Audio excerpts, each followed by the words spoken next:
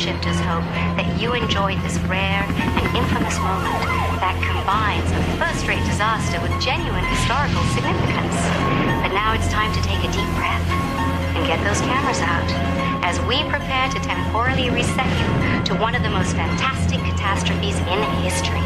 Are you ready?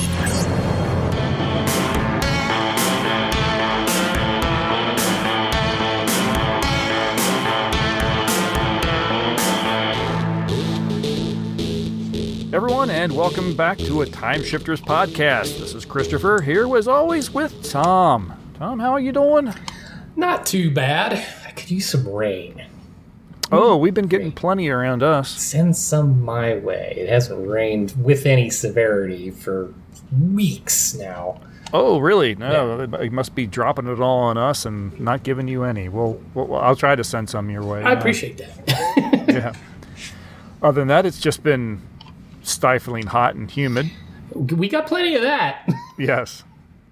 I have not been up to a whole heck of a lot. By the time everyone hears this, I will have gone and returned from 2024's Monster Bash, so I've been kind of getting ready for that, just making sure I have everything I want to take in one spot where it won't get forgotten. Yeah, should we talk about now how it was when you haven't gone yet? It was fantastic. Oh, that's amazing. I'm positive that I enjoyed myself immensely. It was you a laughed, lot of fun. You cried. It was a lot of fun visiting with all the friends and monster-loving kids. So, I think I talked about last time that I was thinking about signing up to the Gizmoplex to watch the classic MSTs. Yes. I did do that. I have been doing that. That is a really nice way to watch the nice, clean, crisp prints, not just VHS rips or anything. It's really nice. Interestingly enough, the same night we were discussing that, I tried to join. It won't let me in. Really? Yeah. I have gotten no email, no nothing. That's odd. Yeah, it just, please come in, relax, sit down, watch a show. Me, crickets. Weird. No, Yeah. I got in. I've got the app on my Roku, so I can just click right over to them and find one I want to watch and start it up and watch the thing. It's great. I want to be able to do that. It won't let me. Flipping through Amazon Prime, I was looking for something to watch, and I wanted something kind of cheesy, and I thought, Earth versus the Giant Spider. That's pretty cheesy. So I watched that unriffed, and I thought, you know what? A couple nights later, I'm going to watch the MST. Yeah. So I watched the MST, and it's a good one. It's fine. The best part for me for that one, though, was the Mads. Forrester and Frank, during the Invention Exchange, have made a phone that's all the buttons are cheese. Yeah.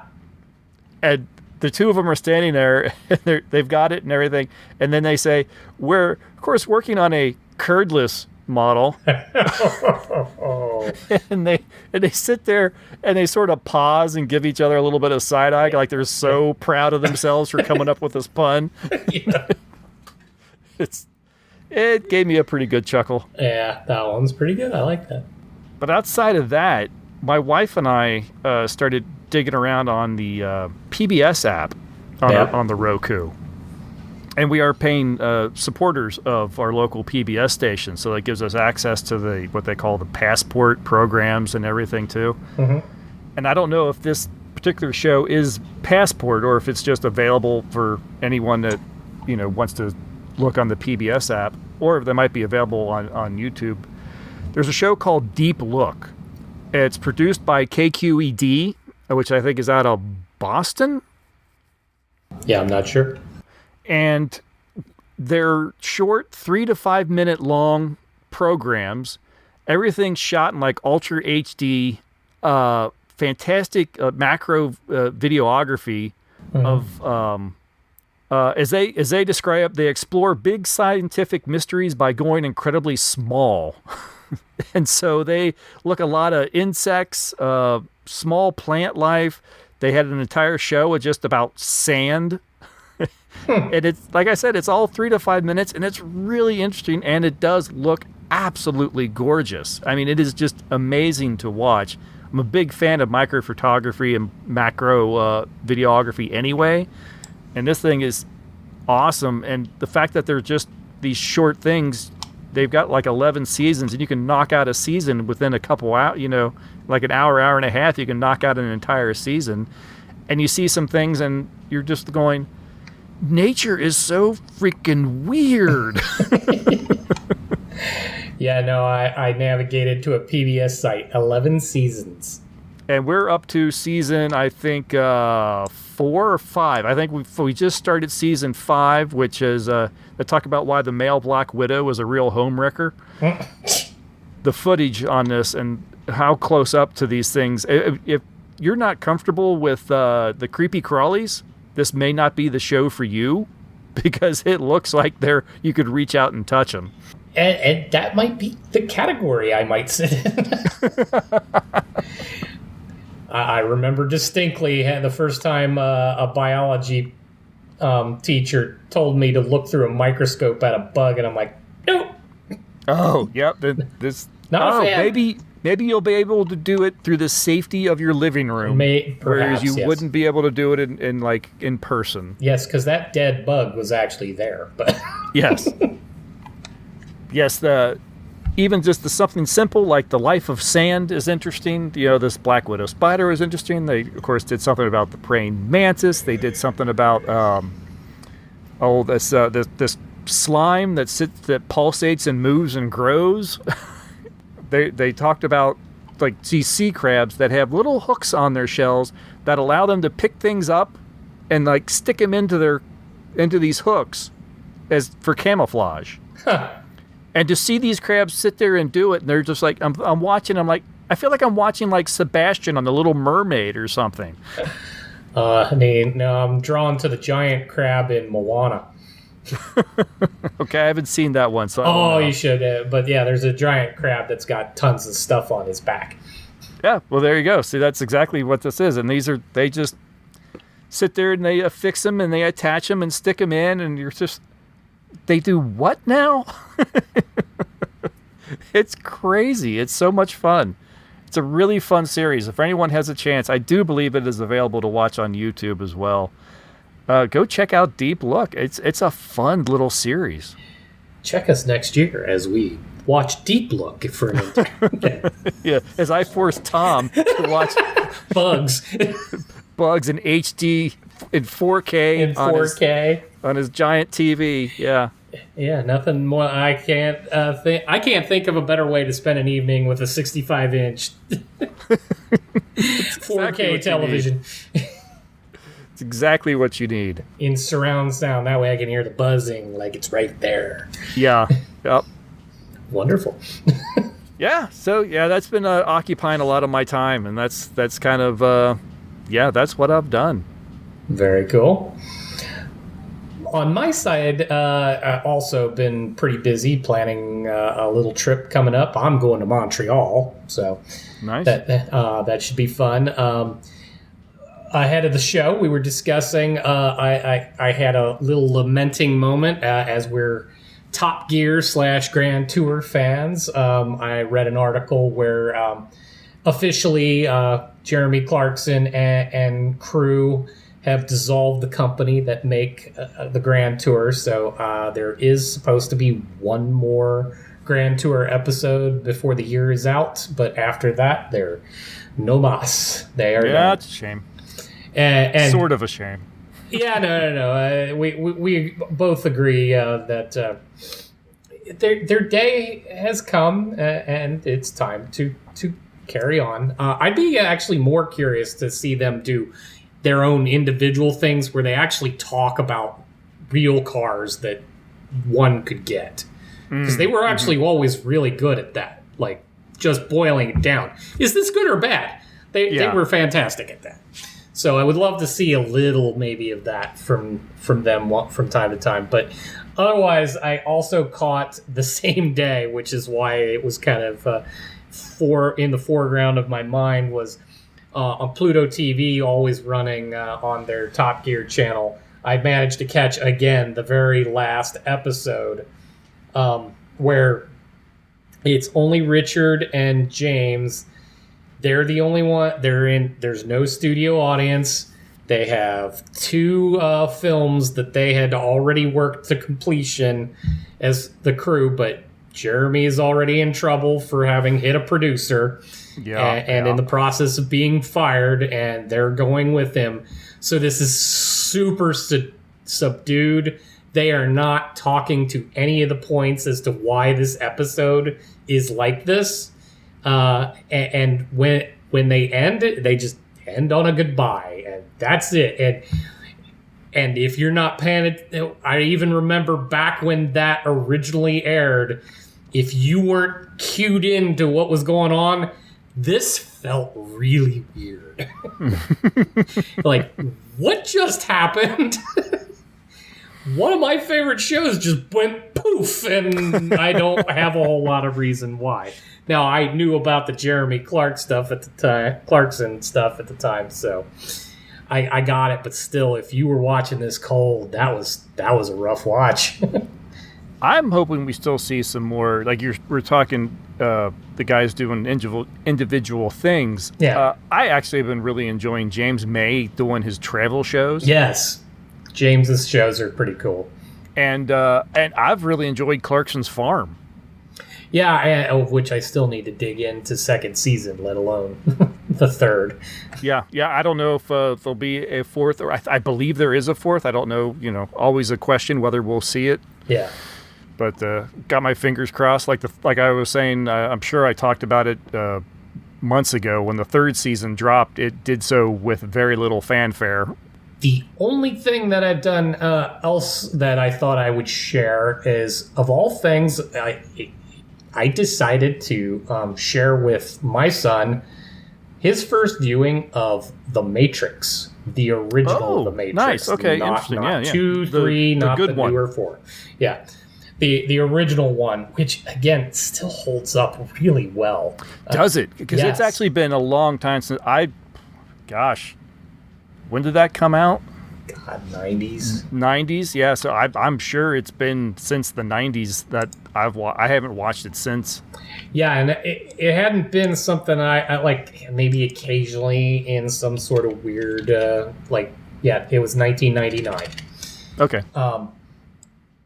But no, I've caught it like TBS or something like that, just bits and pieces, but I never sat down for it in a while.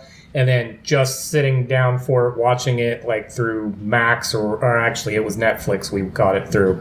So it's in 4K glory, sounds amazing. But I mean, because it invented a good deal of the special effects that we still use now, it looked amazing still. That's good. And then it hit extra special right now because this is 1999 when this has been made. That's even the era to which, at least within the Matrix, that you're living. But when we get to the scene where Morpheus is actually describing to Neo what has actually happened now that he is out of the Matrix and trying to bear through the history of humanity as little as they even know and understand it. But they were talking about, in the early 21st century, man had managed to create AI, and we went forward on this path and then started talking about, of course, how we're the energy source and all that stuff. But it just hits a little weird now, now that AI is an actual thing. And of course we're in the early days, and I was sitting there with a 15-year-old having a conversation about, he's like, people are always going to pick on AI and all that. I'm like, well, yeah, but right now it's just something you go ask it to rewrite your email for. Wait until it starts doing more. And I look back into the 50s and stuff when science was first starting to kind of dream up the idea of robotic automation. And it was, silly things about, your robot butler or whatever. Or maybe they'd have it playing chess and, isn't that quaint and cute and everything. And then when you get into the 60s and the 70s, when these things started moving into the auto lines, manufacturing lines, and there was the whole, what do you mean I don't have a job? Right. Automation has managed to take your position. Yeah, they all start out kind of like, aren't these cute little toys? Right. Right. So, like I said, while Morpheus is busy giving his speech, I'm like, ugh. Like, Jack, you might be seeing where you're going. Yep. So, I would hope you don't get turned into a Duracell battery in the process, but still, not as far-fetched as one might conceive. Yeah, exactly. Oh, and then it was just interesting, especially with a developing teenager having a conversation about these things, because that was kind of the beauty of that movie is, yeah, it's a fun action flick and science fiction movie, but there's some real deep conversation that can be had with a lot of the stuff as we're going over Agent Smith's little rendition about how humans are viruses on the planet and consuming their resources, and that's starting to hit a little too hard.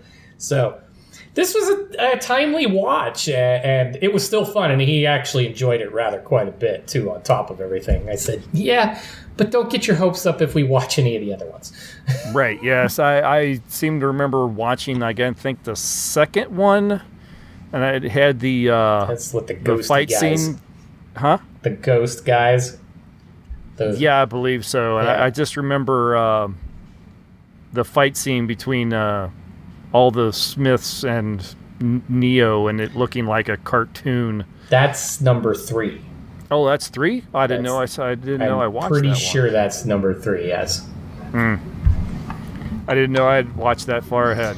Yeah, no, I described that one to him, too. I said, look, they invented all of this cool special effects work that allowed them to do as much as you've seen on screen, and they took too many bites at the apple at one point and turned it into the ridiculous. And if we get to that point, yes, the multi-Agent Smith scene is insanely stupid. Yep. No, I think it's a shame. I think the first Matrix had a nice edge to it, and the second and thirds they completely went the opposite direction and just went we just want dumb action. Right. Yeah. Yeah. The first one was actually intelligent and kind of cool, and the others were, we're trying to cash a paycheck, and we thought we could make a franchise out of this, so this is what we got. Yeah. Exactly. What was fun, too, is him picking up on some of the cinematography aspects of it, the way they chose to do coloring and lighting. Like anytime you're in the actual Matrix, even if you're not supposed to know, everything's got a green tint to it. But as soon as you leave the Matrix, everything has a warmer feel to it. The green tint goes away. Even if it's grim and glum, it won't be that. And it was fun to watch him pick up on that without me having to say something. Yeah, that's cool. Now, the Wachowskis definitely hit gold with that one. Definitely. And, all their stuff since then, maybe a little hit and miss. A little bit, yeah. Kind of like they keep swinging for the fences and they already hit the home run. Yeah. Yep. All right, well, if that's it then, I think we should go ahead and take a break. We'll listen to a promo for another podcast. And when we get back, we're going to take a look at 1973's Soylent Green.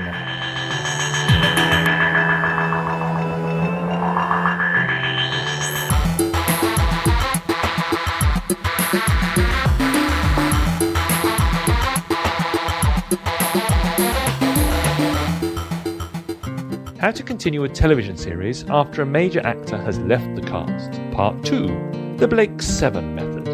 Remove the character from the script. Introduce a new replacement character. Eventually, few of the original characters will be present, and the series will barely resemble its original form. For more about British science fiction television, listen to the British Invaders podcast. www.britishinvaders.com. What is the secret of Soylent Green? New York City, in the year 2022. Nothing runs anymore. Nothing works. But the people are the same. And the people will do anything to get what they need. This is the police. What they need most is Soylent Green. The supply of Soylent Green has been exhausted.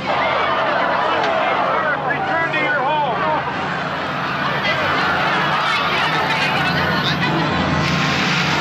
What is the secret of Soylent Green? Detective Sergeant Thorne. He has a 2-year backlog of unsolved murders. Now he's on a case that must be solved. Saul Roth, Thorne's private library. Hey, Saul. A living book in a world without books. Have some pencils, courtesy of your next assignment. William R. Simonson. Simonson. He was the first to learn the secret of Soylent Green.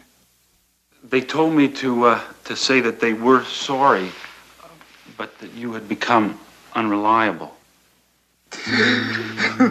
Saul Roth was the next to know. How do we come to this? And he chose to die rather than reveal the secret of Soylent Green. What is the secret of Soylent Green? Why did you set up Simonson? I didn't. Cheryl. See your hands. Officially, she's furniture. She comes with the apartment. She belongs to the tenant. How many times you been in trouble with the police, Cheryl? Never. Can't hear you. Never. Captain Hatcher. First, he wanted this case solved. Simonson. What do you say? It was an assassination. Now, he just wants it Who closed. bought you? High and hot, and they want this case closed permanently. Their way. Now, you sign this. You sign it! Thorne refuses to close the Simonson case. Just do what you have to do.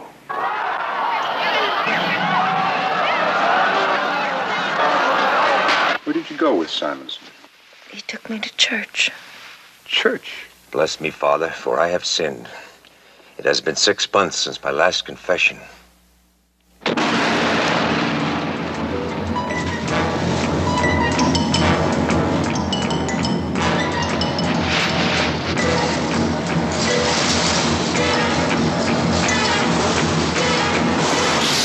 Charlton Heston, Edgar G. Robinson, Chuck Connors, Leigh Taylor-Young, Brock Peters, Paula Kelly, and Joseph Cotton fight for survival and try to solve the most bizarre riddle ever to face mankind. The search for the secret of Soylent Green. You will find out why Soylent Green means life. You will find out why Soylent Green means death. We've got to stop him. What is the secret of... All right, this film is from MGM. It was directed by Richard Fleischer. This is the second film, at least the second film that we've covered that was directed by Richard Fleischer. We reviewed 20,000 Leagues Under the Sea. That was directed by him. And it had a screenplay by Stanley Greenberg, and it's based on the 1966 Harry Harrison novel Make Room, Make Room, which I have requested from the library. I'm actually going to read that. Okay. I think it has very little to do with the film other than the overpopulation, but I was still kind of curious. Because I had forgotten that it was based on a novel of any kind. So yeah, I even looked into that as we were going to watch this film, because I'm like, this feels like content that came from somewhere else. I think it's a fairly short novel. I think it's less than 300 pages. There you go. So I'm gonna check it out. The film stars Charlton Heston, Leigh Taylor-Young, Edgar G. Robinson in his last film appearance, and also appearing as Chuck Connors, Joseph Cotton, Brock Peters, and Whit Bissell. The year is 2022, and overpopulation, global warming, and pollution have led to shortages of food, water, and housing.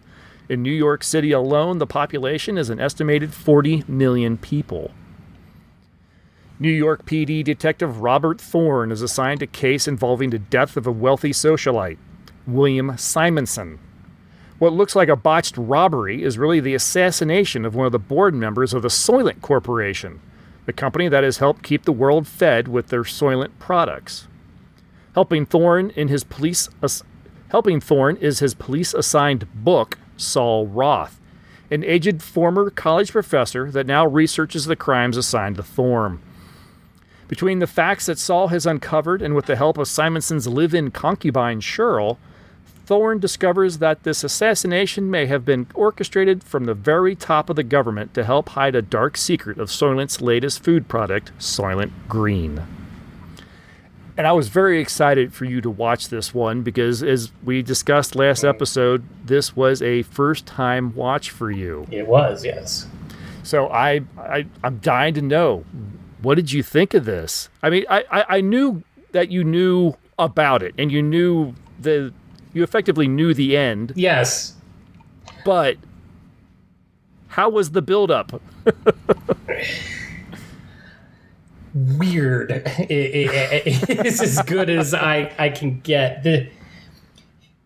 This felt like it wanted to be more of an art film, but it also kind of wanted to be an action film.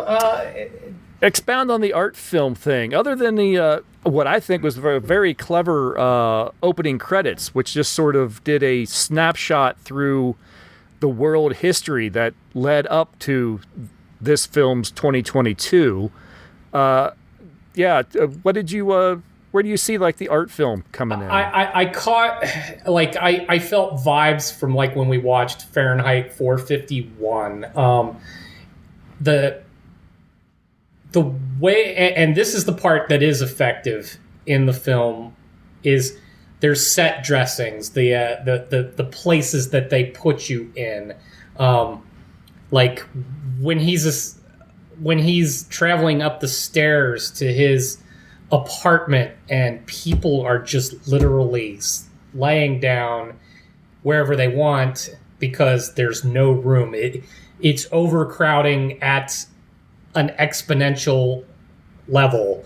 Mm-hmm. So the way that they try to do that, I say that it tries to fit in the art film because it's definitely divorces itself from any sense of reality. Everywhere where you see mass people just laying around and the notion that you might be tired, but you aren't sleeping in any of that. I mean, if you're a real human being, nobody is sleeping in a sea of other human beings. That's not how we work.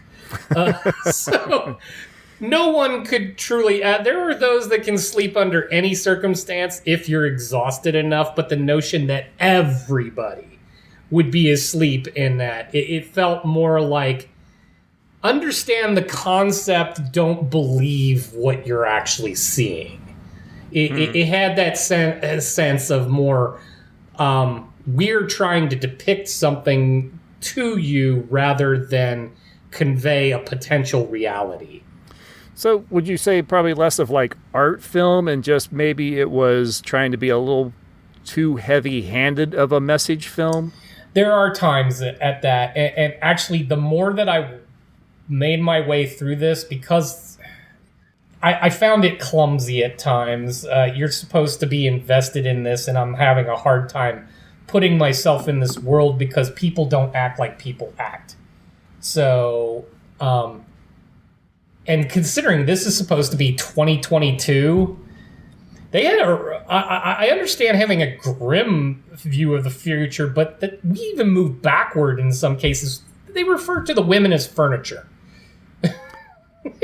Well, in this world, there is, I guess, effectively legalized prostitution.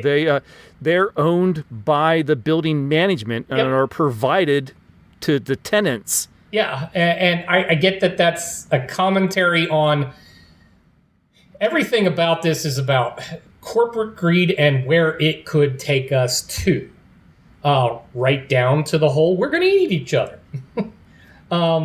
Whether we know it or not. and I get all that, and it wanted to convey that, but the notion that the sexism would get even worse, Although in the day and age we live in right now, who's to say? But Yeah. maybe they're on the right path and just missed it by a decade. I don't know. But I'd like to think even in the 70s they might have thought a little better. I almost wonder if it was and I'm completely, I haven't read this anywhere or anything. I just know that in the 70s at the time that this was made, if there wasn't maybe a little bit of pushback against feminism by the filmmakers. I'd say a lot of pushback if that's the case. Yeah, I'm just curious. I don't know. You could definitely read that in that, like, oh, you uppity women, get back in your place in that. Yeah, if this is a counter to Gloria Steinem and all that in the time, I guess I could see that, seeing as how I am literally as old as this film. But all that said, now while I'm watching this, and I'm watching it in the perspective of, okay, this is a 1973 movie, and there are certain things that you can kind of expect with the production of an early 1970s movie. It's still clinging pretty hard to the late 60s. Most of the future decor was 1968, 1969 kind of decor set that far out. If you're rich. Yes. So it's trying to still pull that in. It's telling everything super quick. We're not really getting character development of any kind. They really aren't building. They're showing you enough of this world to understand what's going on, but not really building it in any way. So we're not staying with anything to kind of really understand how things got this way. But because the underlying story is, well, one, very relevant still, and very political, very corporate, it just gets you surging on things that are still wrong today. I would love to see this done right now. Oh, interesting. Because what the heart of this is, which is kind of overshadowed by its pseudo sci-fi kind of overtones and the fact that it's considered a cultural icon, with the whole Soylent Green is people stuff. Get all that, but I mean, this one's it's a detective drama for the most part. Mm-hmm. Not a great one, but it is one. I would love seeing fleshing out this world for real, having that be a real detective drama. Because, I mean, it was clear everybody's bought off, except for Charlton Heston. Although it's not entirely clear why, because he can be bought almost at any time. He gives up lots throughout this film. But I could see somebody really sinking their teeth into this and making this a drama for now. You know, it's interesting that you say that this has not been one of those films that there's been no attempt to remake this. I mean, we watched the remake of Fahrenheit 451, which is another, what you call like a touchstone sci-fi, classic film. Mm-hmm. They even had the gall to remake The Day the Earth Stood Still. Yeah, I know. Not well, but they did. The fact that no one has tried to revisit this story is interesting. And it's rife for it. And I started poking around. I can't tell if any of these things are supposed to be related. There's a movie out there called Soylent Red. I don't know that it has anything to do with any of it, but that would be newer, and it's a short. Yeah, I wouldn't be surprised to find some short films, some independent short films and stuff, maybe trying to play in this universe. Soylent Red, maybe that's a prequel. Because they did say there was Soylent Red and Soylent Yellow before there was Soylent Green. I latched on to that. Honestly, this could be that little sleeper, streaming series. You call it Soylent, and you literally just set up the world, and somewhere in the middle of this you actually tell more or less the Soylent Green story. but you could develop this out and you could character build like crazy. I mean, I'd love to dig into more the Saul character that he was the reason to watch any of this at all. Yes, thank you. Edgar G. Robinson is amazing. I think that he filmed this. It was only about 8 months before he passed away. This is the last film he was in. I think he died just a couple of months before it premiered, and it was about 8 months after they filmed that he passed away. He was dying cancer, maybe, I believe, or liver disease. It was I forget exactly now. I actually got a quote here from Heston from his The Actor's Life Journal, 1956 to 1976.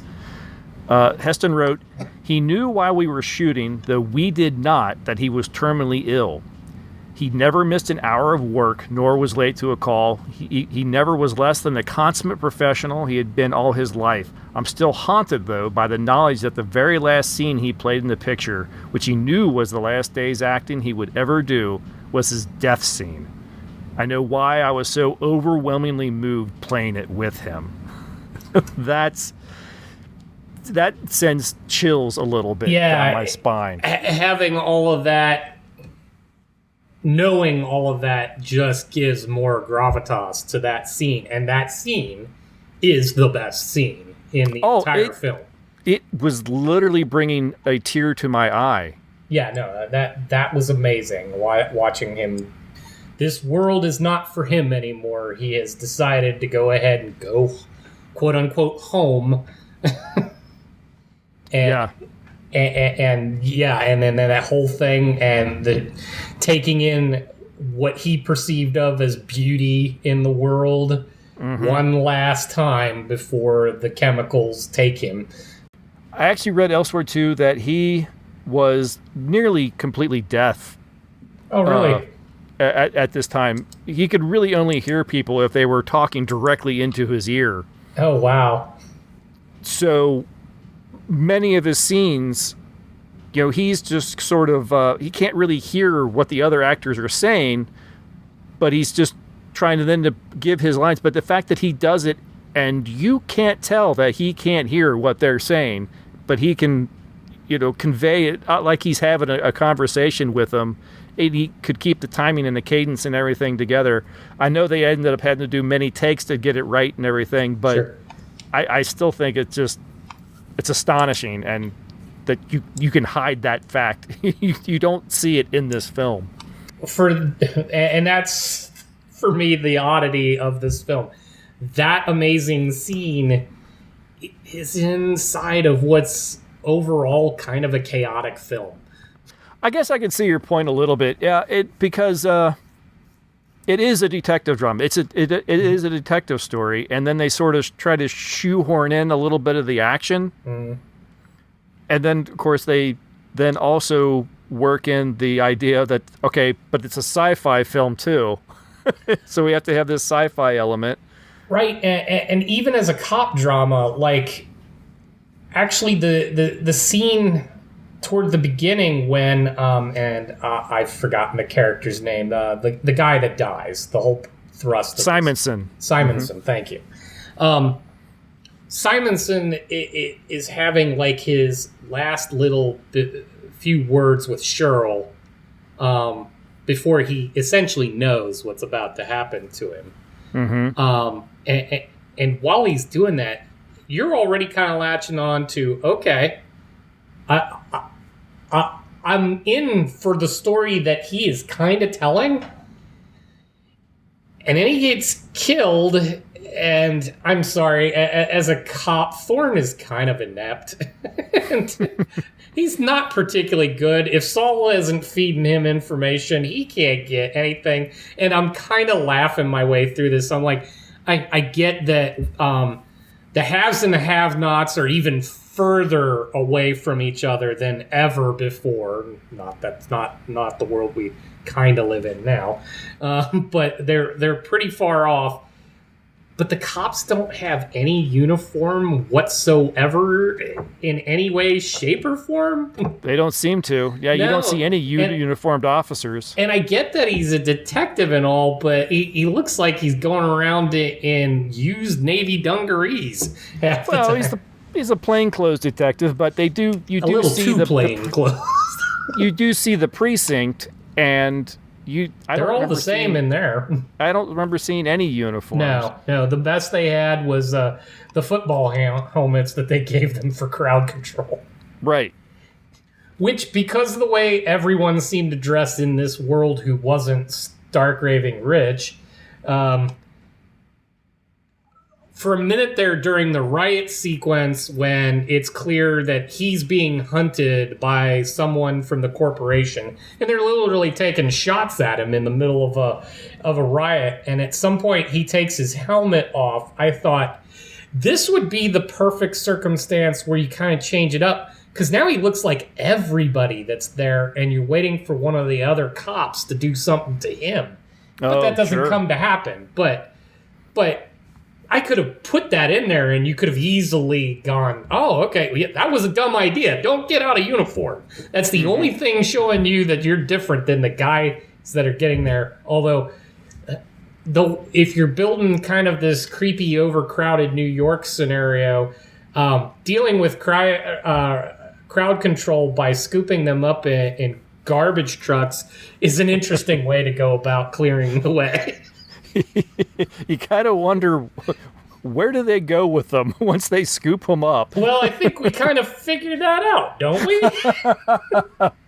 we? Maybe. Who says they're getting there and not just going straight into the kibble? Yeah, good point.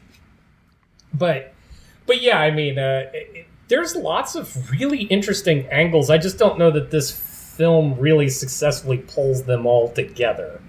And Charlton Heston's the least interesting of the bunch. Yeah, it surprised me when I started watching it, when I realized this was only about an hour and a half long. Yeah.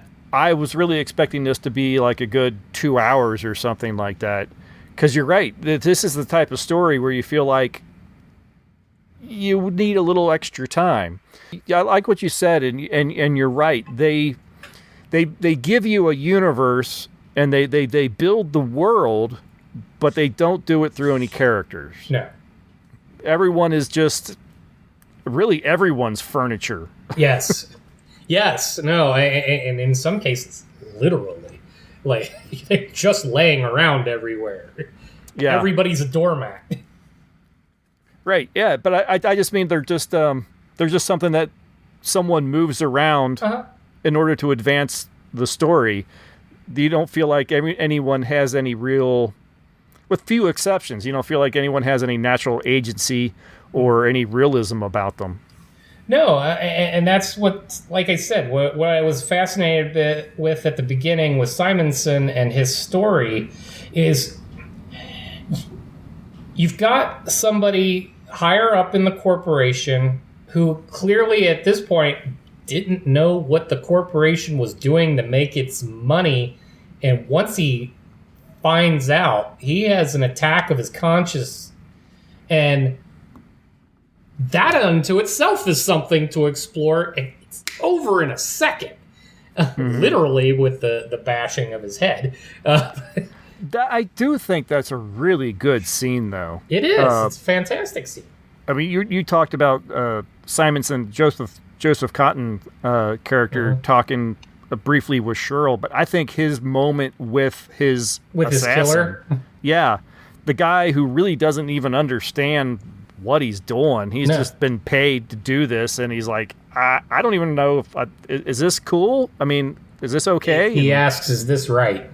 Yeah, yeah, and that launches into a conversation. He's like, "It's not right. It's necessary," and that was amazing. Oh yeah.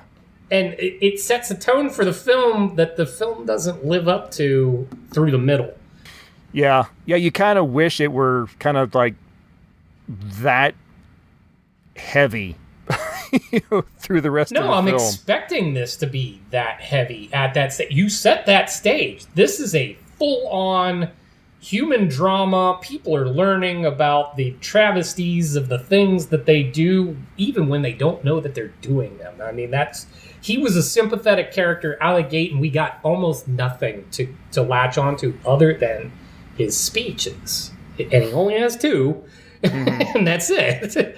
But he set an amazing tone, and then we get kind of this really belabored crime drama with way too much sexism throughout. I mean, our hero is not, and you don't kind of like him except for the part where, again, this could have been a thing unto itself. When he's told that they're just going to close the case, it was a botched robbery.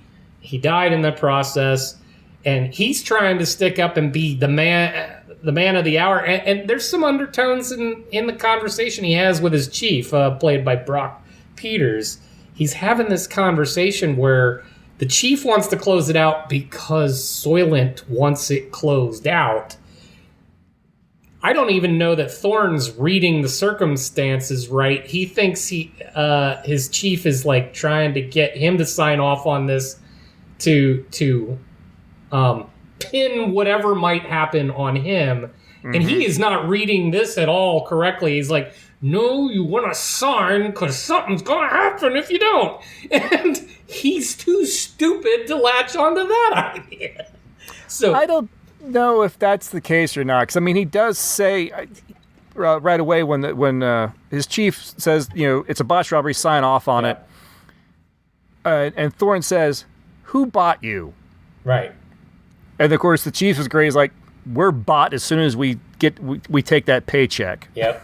No, and I like that line a lot. Yeah, but see, that's just it.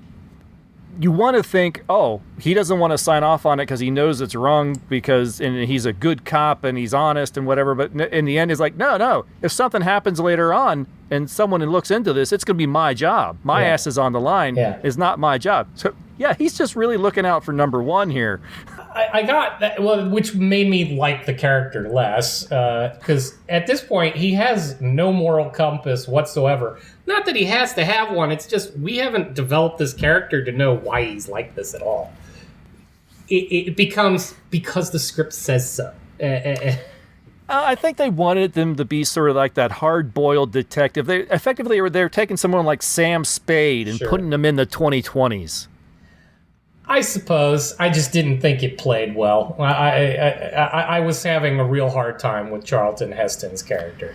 Yeah, but would it have been any more believable had he been like literally the good, honest cop in this world? No, I don't need him to be that way. It's just because we're not really establishing relationships with him and the chief, with him and his job, with where he's come from, why he's like this or anything. We're not getting any hints of that. We're just being in this particular moment. Yeah, we're not even really given a lot in the way of backstory between him and Saul. No. We definitely get the impression they've been working together for a long time, and they obviously, love each other. They look at each other as kind of father-son. Mm-hmm. Did that just happen because they were assigned to each other and they've just been together that long, or is there other history between them? Yeah, when we have the opening scenes that have Thorne and Saul together, you're not really understanding what this dynamic is supposed to be. And when you get to meet them, you see that they're living basically in squalor. They're not really eating. And you should know more about that too, but we don't really get any of that. And so, yeah, it just kind of all happens without any kind of feeling of why. Yeah, I think fittingly, I think this film provides you a lot of breadcrumbs when you really want a sandwich. Yeah, exactly. And I do. I want the whole sandwich. There's lots of great material here. I just don't think it's sewn up in a very good package this time. All right, fair enough. That being said, I still really enjoy the watch myself. I mean, I kind of recognize the faults, and sure. I definitely talking about it. It's like, yeah, good point. Hadn't thought about it, but you're right. It is a little shallow, but But no, I still really enjoy this watch. It's been forever since I've seen this one, and I thoroughly enjoyed the rewatch. No, and I'm glad for the watch for the same reason, like at the top of the show where I talked about watching The Matrix again. Any film that generates good, solid conversation, debate, thought about what the future might be like, it's worth revisiting. It's worth visiting in this case for first time for me. But this is another one of those films, though, that I'm actually more interested in the story that comes after. Right, yeah, no, this kind of ends at a beginning. Yeah, or, does anything happen? Even if the word gets out, does it make a difference? Right. Who amongst the starving masses is going to care? Well, yeah, because the thing we didn't even fully discuss that this world also more or less establishes is that we have consumed our resources. Mm-hmm. The rich are living off of what's left. The poor are being subjected to whatever the rich will give them. So that is a story unto itself. But like one of the things that, as we talk about past, futures, imperfect, they plotted out. They got global climate change completely right. The notion that it's just hot all the time. The things that are happening with the resources that we do have could very easily go the way that they're talking about it going. We only visit a growing tree in a shack at one moment in this because there's not really any vegetation left. Right. And they didn't really... They could have done a little bit more with some of that even. Like, make me feel it. Make me know that we have really screwed up and we are on our way out. And then, so when you find out that this corporation is feeding you dead people because that's all that's left to feed everybody from, that doesn't already belong to the rich. There's all sorts of story there that you just really want to get into, and we're left with, it's people. Yeah, so in the end, the film is a little inconsistent in tone. We get that great moment in the beginning with Joseph Cotton. I would say it comes back when Thorne interviews the priest. Yes. Because the priest took the confession of Simonson, so he knows the truth, and he is a haunted man. And that actor does an amazing job. No matter where he's looking or who he's looking at, he's not looking at them. He's looking a million miles away through them. He has to keep the simplest of thoughts in his head and ignore so much that goes on around him in order to survive. It is so good, those moments. And, oh, is he dead? We usually hold mass, but there's no room. Should I make room? He is... Yeah. No, he's become a robot in the middle of all this, and it's his coping mechanism to even deal with what he's learned. Which again, because we learn it and you want to know what happens next, even for this guy, I mean, what do you do with that? And he's a priest and he can't tell anybody because because it was a confession. So yeah, he's stuck. And then the next scene, Thorne's sleeping with Cheryl. Yeah. Giving it all up for a hot shower and a breakfast. Yep. I needed more. I needed more from him in particular when you're talking about scenes like that. Okay, I get that he's morally ambiguous at this stage because kind of everybody is. But still, give me, where's this coming from? What's the motivation? I need more. I want more. There's a lot here. They packaged it in that tiny little bundle and you're like, all I've got are samplers.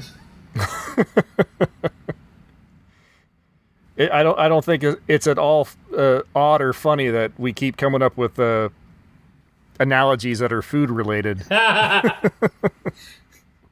If they would ever try to remake this or anything, they may actually have to come up with a different title because there is a Soylent Green corporation now that makes health food drinks.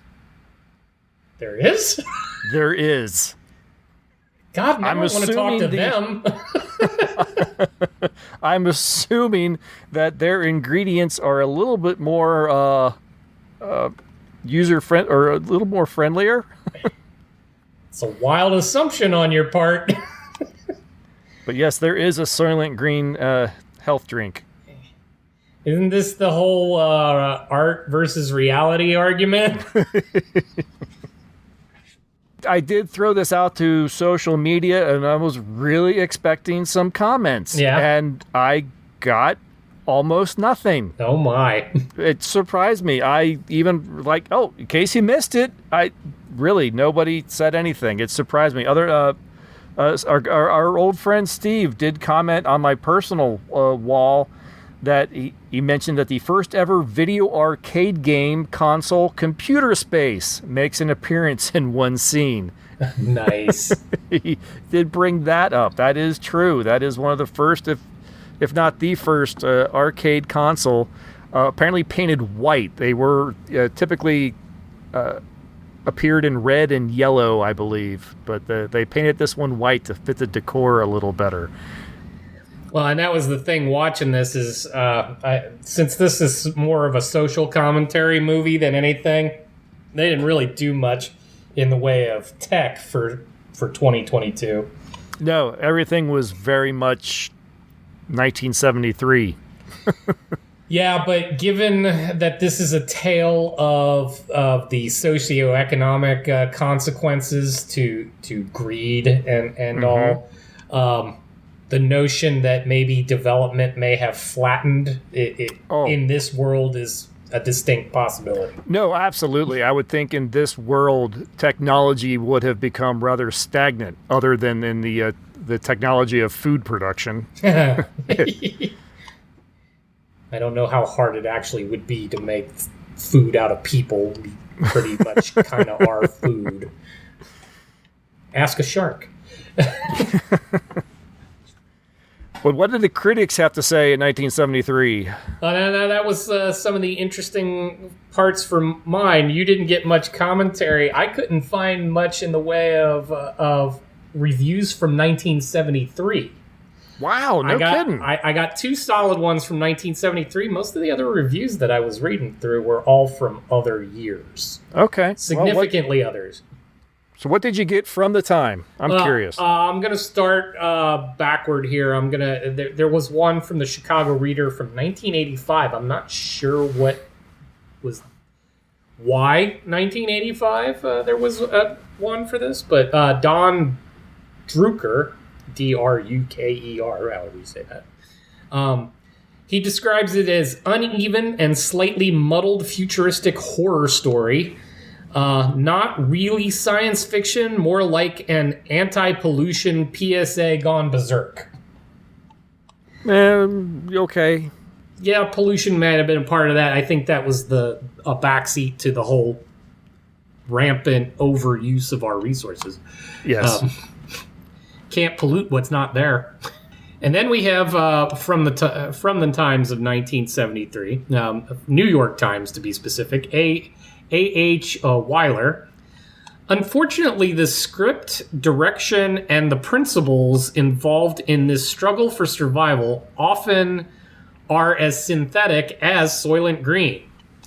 There is, of course, every reason to view the next century with some fear, but Soylent Green projects essentially simple, muscular melodrama a good deal more effectively than it does the potential of man's seemingly witless destruction of the Earth's resources. Overcomplicated that they didn't like it. Yeah, that's what it sounds like. And again, missing the point. This is a man's seemingly witless destruction of the Earth's resources. It's intentional. Like, we know they're finite. Those that have don't care. Yeah, no, that sounds like he sounds like one of these people that global warming. Didn't it snow? Yeah, probably that. That's that type of guy that person is. Yeah, probably. And then from the Chicago Sun-Times, Roger Ebert. Shockingly, the only thing I could get out of the way of a review in it was mostly just a recap of the film. Bad on you, Roger. I didn't know that you did those, but that was 73. Right. So he says, Richard Fleischer's Soylent Green is a good, solid science fiction movie and a little more. And so he liked it, but then kind of bats it around a bit while he goes through. I only gave it 3 stars.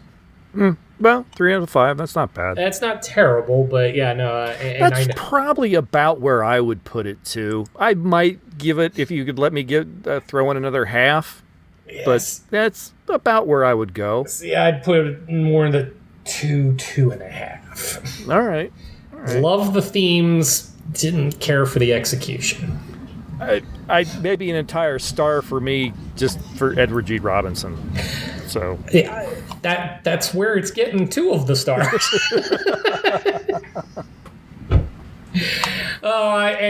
Chuck Connor as the action guy, he seemed more like Lurch moving through in an Addams Family episode. So the casting, aside from Charlton Heston and Edgar G. Robinson, the casting did feel like TV movie casting. It did, yes. The governor is Whit Bissell.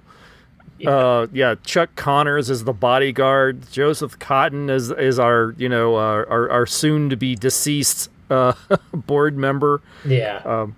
I forget her name, but the woman that played T'Pau from the Amok Time Star Trek episode was the head of the exchange. Oh, was she? Yes. Well, I caught Paula Kelly in there. She was hanging out with the Chuck Connors character, and she's been in a bunch of stuff. And Dick Van Patten showed up as an usher. Yeah. Celia Lofsky is the exchange leader. That was her. Okay. She played T'Pau. T'Pau. Yeah, I think that was the name in Amok Time. The lead Vulcan that officiated over the events. I like that. This is obviously some work. At least almost 5 years after all of that. Mm-hmm. Yes. There's so much in this that this begs for somebody to do a new treatment on this material. It's so fitting for right now, and there's so much good stuff to tap into and really expand upon. I want something more. This was fine, but for me, just fine. The hardest part might be finding something as perfect as they had for shooting the city scenes. It was one of the last things shot on the old MGM backlot. Oh, really? Before it was demolished. Oh, yes. Okay. It was naturally in disrepair, so it fit the theme really well. Making what you have work for you. I like it. Yes. All right, was that it then? I think so, yeah. No, as with all things, I enjoyed the watch. I wanted more. Yeah, all right. So that's going to do it for Soylent Green. If you've seen Soylent Green and you'd like to send some comments our way, please send us an email at timeshifterspodcast@gmail.com or follow the link in the show notes to all the social media sites. Next time, we're going to travel to the future year of 2017 as portrayed by 1996's Barbed Wire. We're going back to a first-time watch for me. Oh, this is a first-time watch for you. Okay. Yes.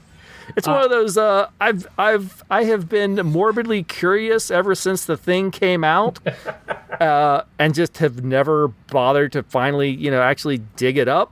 But this will be the second sitting for me for watching it beginning to end. I've caught bits and pieces of it, and I did see it originally, not in the theater, but it was definitely a rental. Yep. All right. So that should be a lot of fun. I'm looking forward to sort of a, mindless action film. Yeah. I don't know that we'll have the deep, social topics coming out of Barbed Wire. No, maybe not. But we'll see how it lived see how it lives up to what the actual 2017 was, I guess. Yes, we will.